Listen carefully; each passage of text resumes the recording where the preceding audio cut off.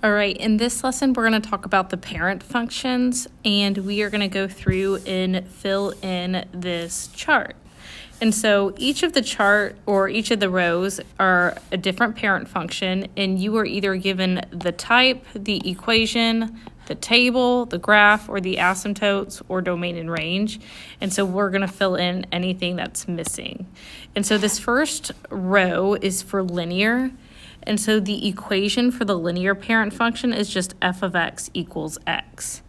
And so when we're filling in the table, every time we plug in a number for x, that's going to be the y value as well. So we're going to have -2, -1, 0, 1, 2. And so when we graph these points, -2, -2, -1, -1, 0, 0, 1, 1, 2, 2, it creates a line, hence the name linear function. And so we can connect our points. And then our domain is all real numbers. It's going forever to the left, forever to the right. And then our range is going forever down and forever up. So -infinity to +infinity for both. Now, this next graph is a V shape. And so filling in the table at -2, we see the y value is 2. At -1, we see the y value is 1, 0, 0, 1, 1, and then 2, 2. And so you may notice that any negative input just becomes positive. And so that's our absolute value function. And so we're going to put absolute value around the x. And this is called absolute value. Absolute value.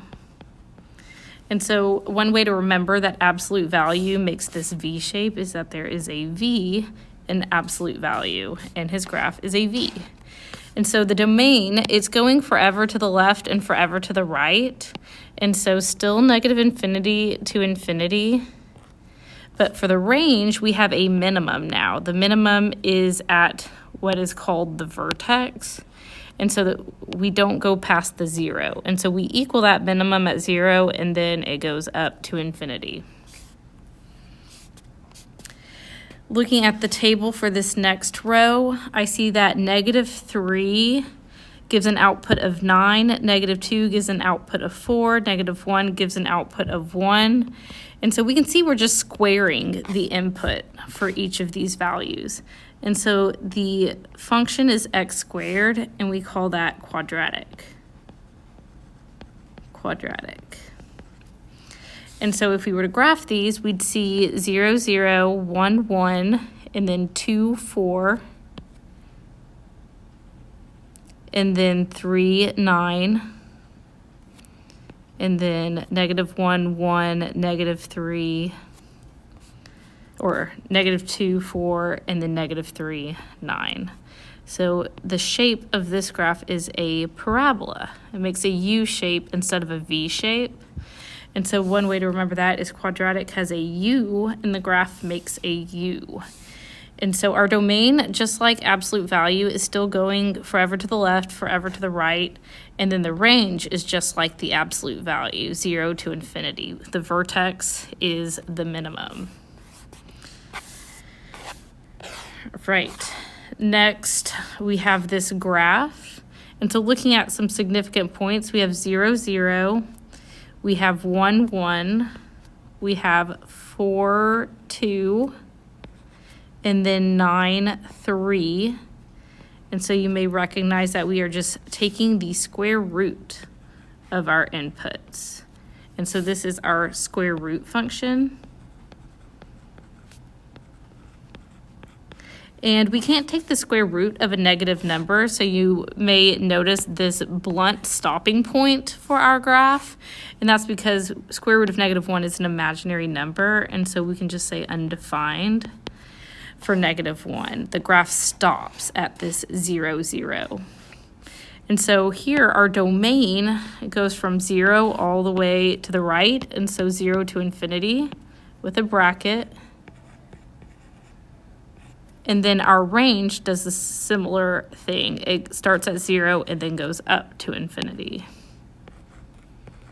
So square root is the only function that has like this blunt stopping point for both the domain and the range.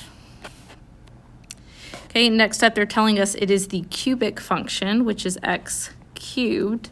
And so we are going to be cubing each of our x values. So -2 cubed is -8, -1 cubed is -1.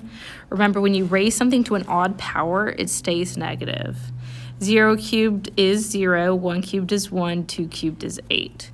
And so starting at the 0, 0, we have 1, 1, 2, 8. And so this function looks like quadratic as we go to the right.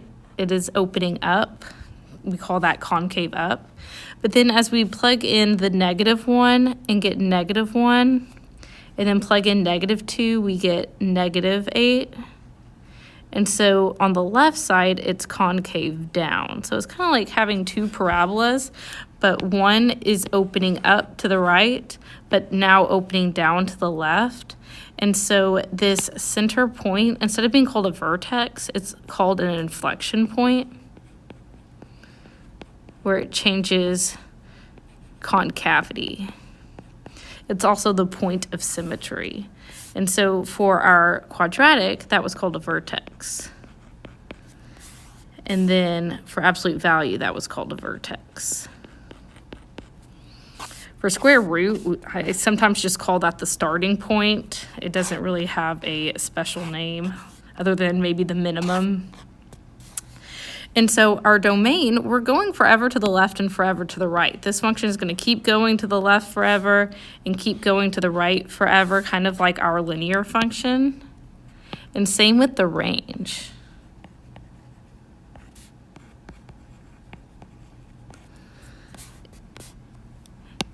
It goes up to positive infinity and down to negative infinity in the y's. Right, next we have an exponential function. And so I've been skipping the asymptotes column because none of these functions have had asymptotes. And so linear functions don't have asymptotes. Absolute value doesn't. None, none, none. And so we're about to run into an asymptote. And so whenever you see x in the exponent, that makes this exponential function. And so the key points that we look at for exponential for x is -1, 0, 1. And if you raise 2 to the -1 power, you're going to get the reciprocal 1/2. And then 2 to the 0 power is 1. Anything to the 0 power is 1. And then, of course, 2 to the first power is 2. And so when I graph this, -1, 1/2, 0, 1 for our y-intercept, and then 1, 2. And so this function is going to keep doubling as you go to the right. So if you wanted some more points, we would have 4, and then we would have 8, and then 16. And so it's growing exponentially to the right. And then as we go backwards on the graph, it's going to get cut in half. So 1/4, 1/8, 1/16. And so it's going to get infinitely close to 0, but never actually reach the 0 line. And so because it's approaching that line but never crossing, that's called a horizontal asymptote. And so you can abbreviate that HA, and that equation is y equals 0. So now in our asymptotes column, we can say y equals 0. And you know that's a horizontal line. Y equals is always a horizontal line. This is y equals 2. This is y equals 5. It's where it's slicing through the y-axis is why it has a y equals equation. And so the domain for an exponential function is going forever to the left and forever to the right as it's going up. It's still going to the right as well. And so still all real numbers there. And then for our range, we never touch the asymptote and we never cross it. And so it's strictly above 0. And so instead of using a bracket, we're going to use a parenthesis for the range. Next up, this was supposed to say log, And so on your copy, it does say log. So I'm going to cross this off and say log base 2 of x. And so this is the logarithmic parent function. And we can have multiple different parent functions for exponential. We could have 10 to the x, we could have e to the x, we could have 1/2 to the x. And so same with log. We could have any base, log base 10, log base 2. And so for the sake of this chart, we're looking at log base 2. And so kind of like exponential, only the x and y are reversed. This is the inverse of an exponential function. And so our -1, 0, 1 is going to be in the y column, and then our 1/2, 1, and 2 are going to be in the x column. And so just switching the x and y's from exponential. And so when we put this on the graph, our y-intercept is now an x-intercept at 1, 0, and then we have 2, 1, and then we have 1/2, -1. And so this time we're getting closer and closer and closer to the y-axis, and then it's doubling as we go to the right. So this next one would be 4 away from the y-axis. The next up would be 8 away from the y-axis. And so it goes up to the right, and then it goes down towards the asymptote. And so our asymptote is now a vertical line at x equals 0. So vertical asymptote at x equals 0. So in the asymptote column, x equals 0. And so our domain this time is 0 to infinity, and we never touch the asymptote, so use a parenthesis. And then our range is all real numbers.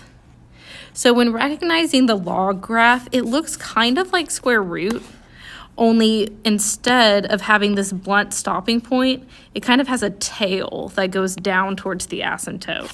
So think of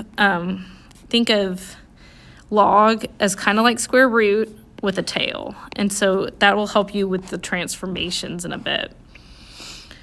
The other thing I wanted to point out about log and exponential is the relationship of the points to the asymptote, which will help you write equations. So if I just give you a graph and don't tell you what the base is, for exponential, look at the y-intercept. Your first critical point is always going to be a distance of 1 away from the asymptote.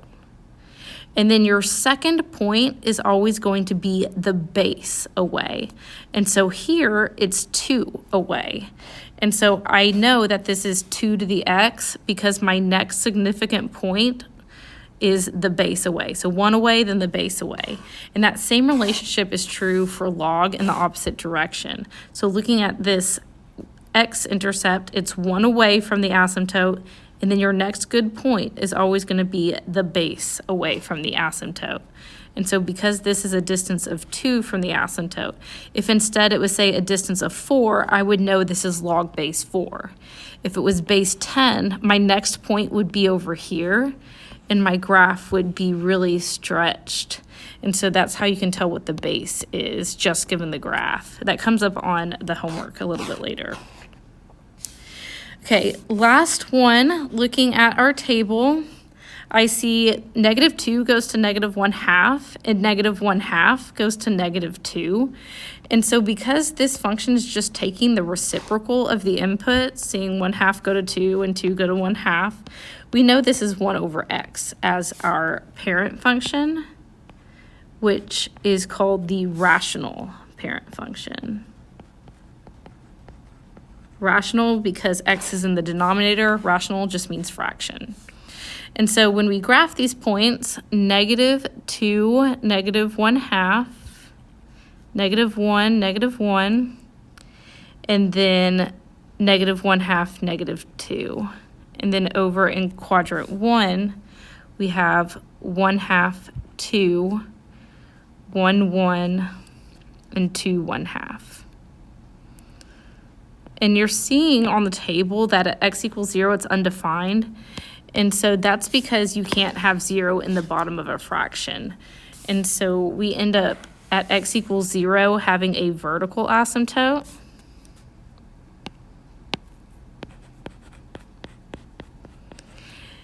And so if you graph these points, they're kind of approaching the vertical asymptote on each side of their respective quadrant, so approaching the vertical asymptote.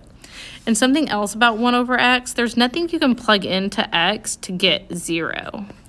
And so you could plug in even a super large number, you're going to get really close, but you're never actually going to be able to get 0 out of this function. And so that's what creates a horizontal asymptote at y equals 0. So this function has 2 asymptotes.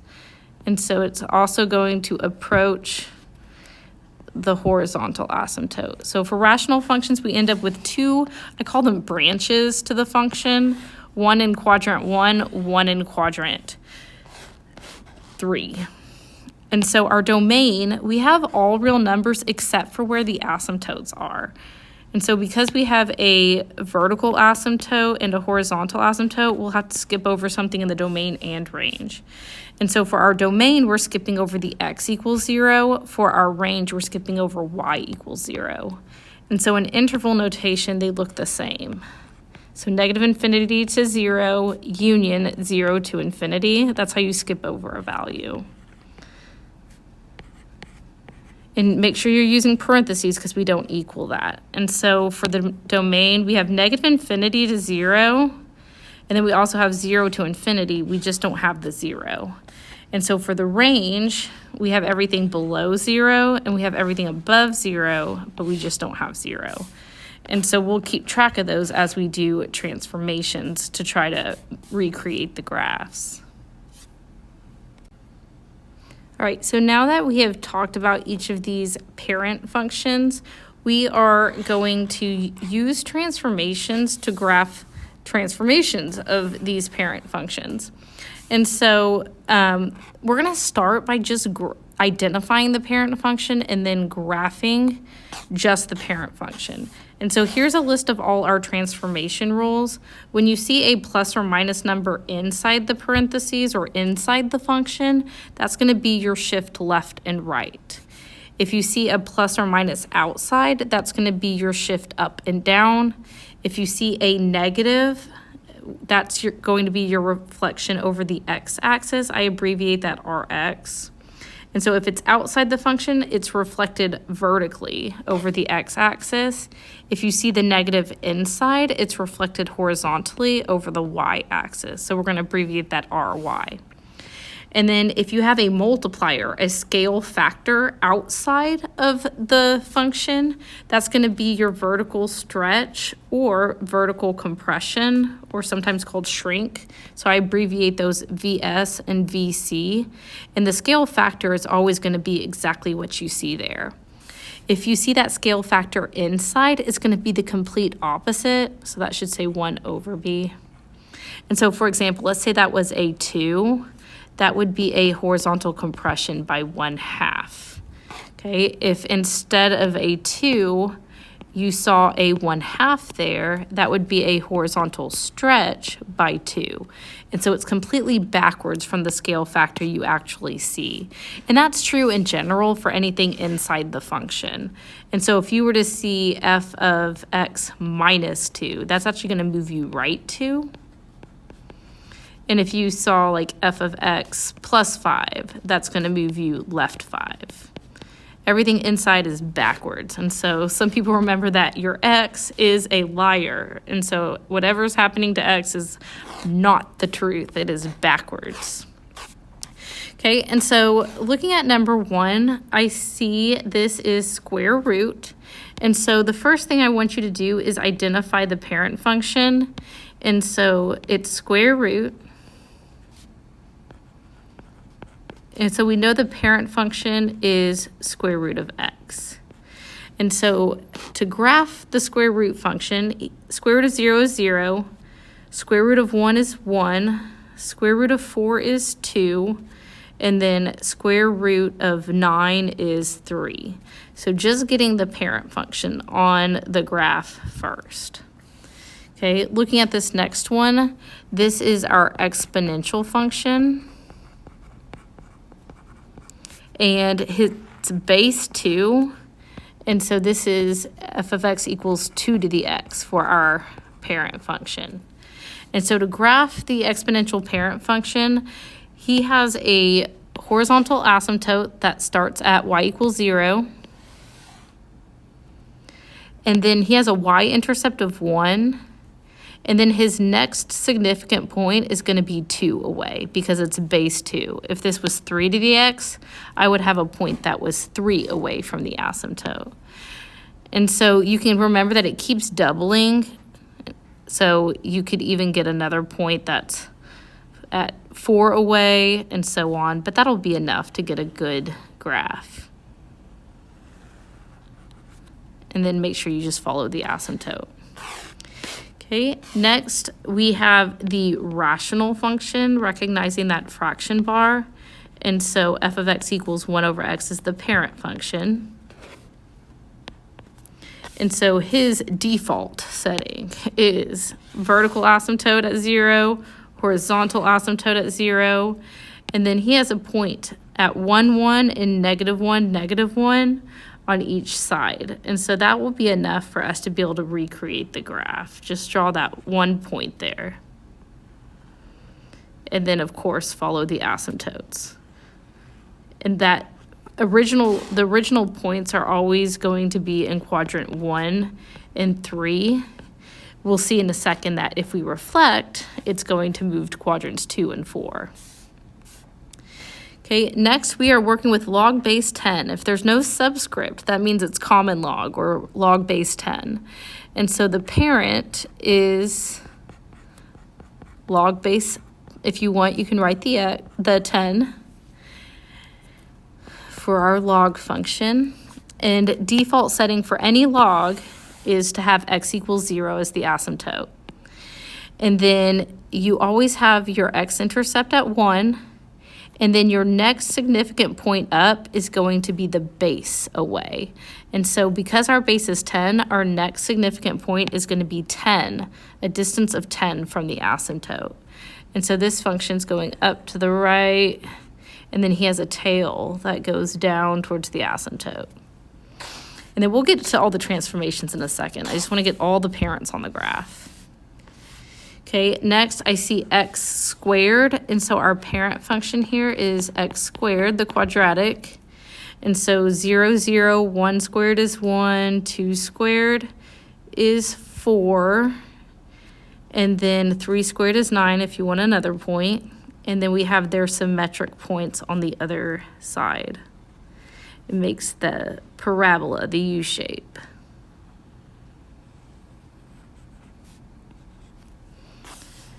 And then here I see absolute value bars, and so I know this is absolute value.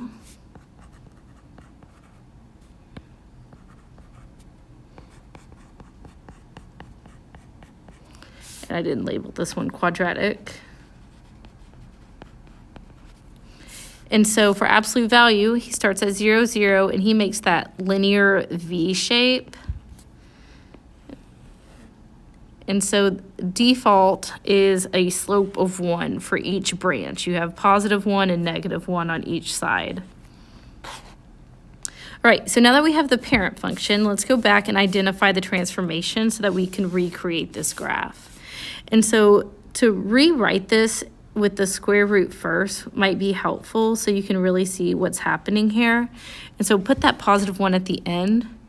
And so our first transformation, as you read from left to right, that negative is inside the square root, so that means inside the function. And so that's our reflection across the y-axis. And so to reflect across the y-axis, 0, 0 isn't going to move, but our other points are going to move to the other side of the y-axis. It's reflecting horizontally. And so now I have these points at -1, 1, and then this point would be -4, 2, and then -9, 3. And so that's how you reflect across the y-axis. But there's more transformations happening here. it has also been shifted up 1. And so after let me switch colors for that. And so reflect and then move up 1. You have to go in this order. Read them from left to right. And so now we need to shift all these points up 1 unit.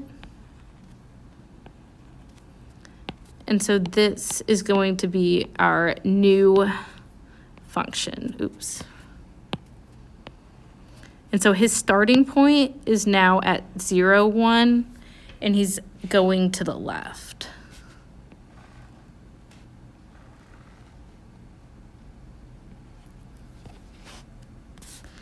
Okay, over here, this 2 is the base of our parent function. He is not a transformation, so we only have 2 transformations here. One is left 1, remember plus moves you left, and then this big -5 outside is going to move down 5. Okay, and so we need to move all these points left 1 and then down 5. And so starting with this first point, actually, I want to start with the horizontal asymptote. I think that's helpful.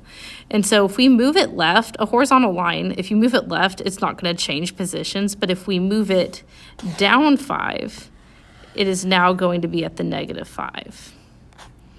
Okay, and so all of our points are going to move down 5. And so they're going to be here. And then our next point is going to be 2 away. And then our next point is going to be a distance of 4 away. But then we also need to shift them all to the left 1. And so left 1, left 1, left 1, and then get rid of those.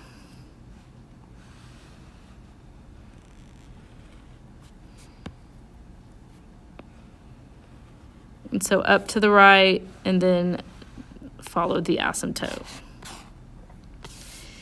Okay, next we have a reflection, and this minus is outside the fraction bar, and so that's going to be a vertical reflection over the x-axis. But something about rational functions is if you reflect this across the x-axis, this first branch is going to move to quadrant 4, and this quadrant 3 is going to move to quadrant 2.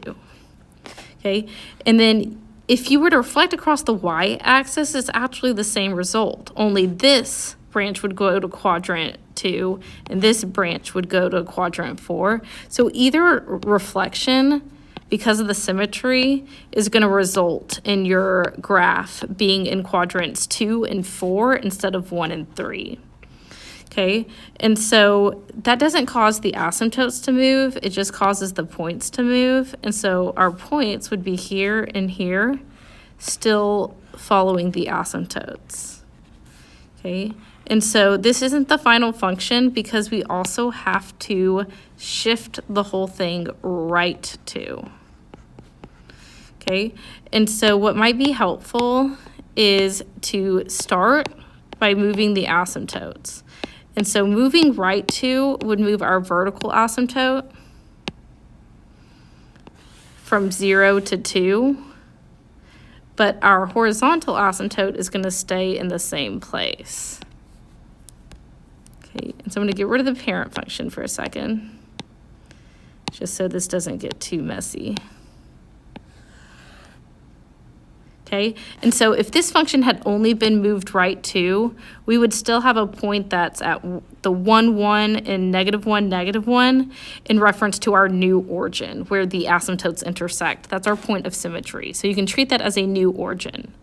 And so to do the reflection, we just need to change from quadrants 1 and 3 to quadrants 2 and 4.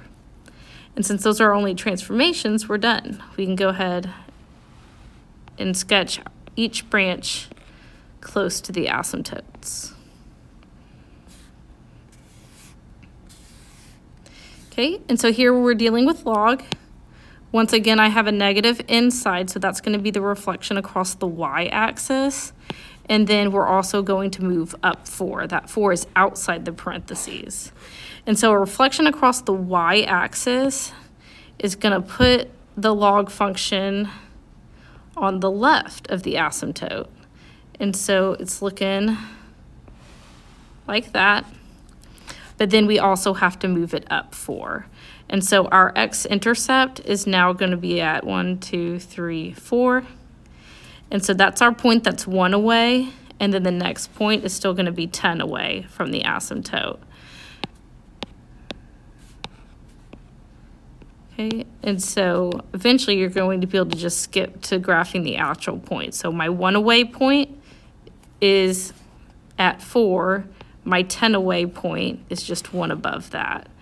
And so now when you connect it, just follow the asymptote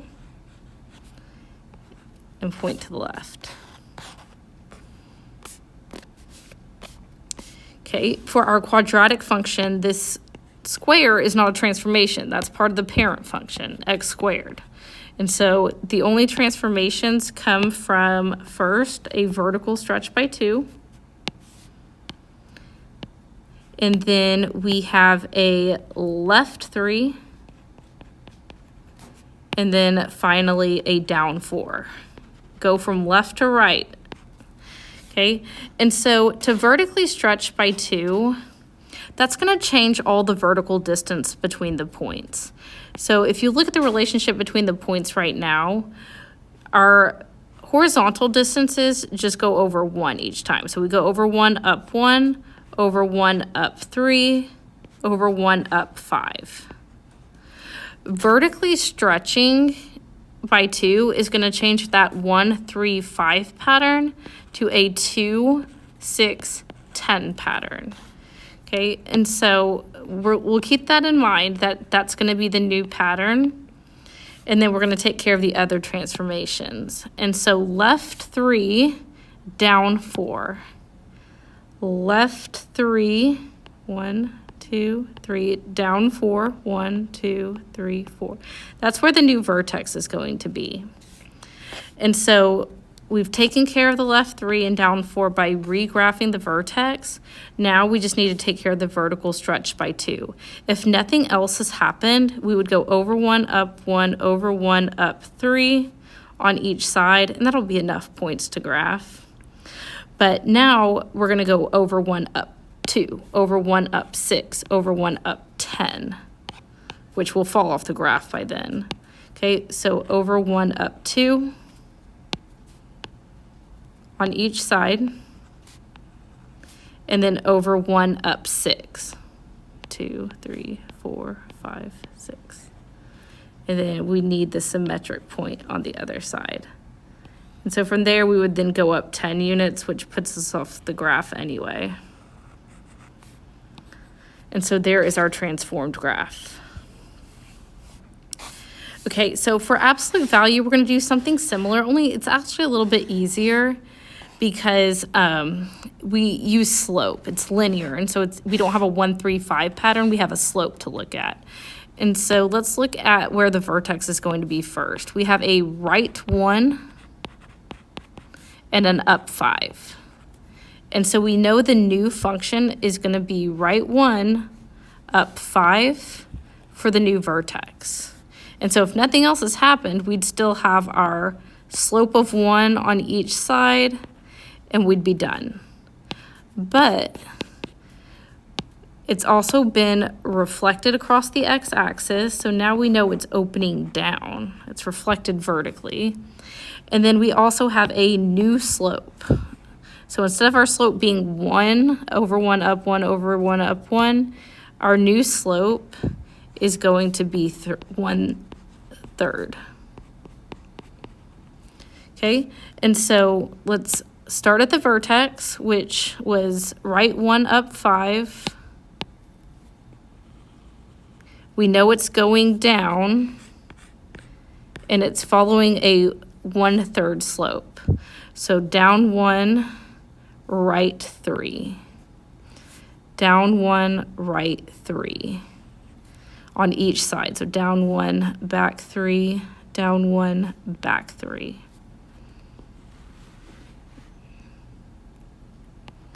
And so if you're just listing the transformations, that is a vertical compression by 1/3.